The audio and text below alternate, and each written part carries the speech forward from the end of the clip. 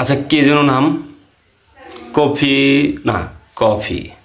আচ্ছা কফি ভাই, আপনি যে লাইভে এসে বললেন যে আমার একটা নাটকের সিন নিয়ে, যে হাক করাটা নিয়ে, ওইটা নিয়ে সবাই ভাইরাল করতেছে বা আজে বাজে মন্তব্য করতেছে, কিন্তু আচ্ছা হাত ধরা ওটাও কি নাটকের শুট ছিল?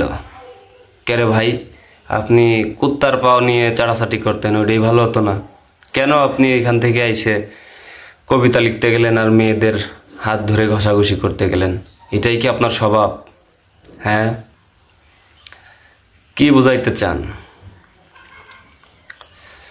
যে মেয়েদের ওখানে তো আরো ছেলে পেলে ছিল, আপনি ছেলেদের হাত ধরতেন, হ্যান্ডশেক করতেন, কোনো সমস্যা ছিল না।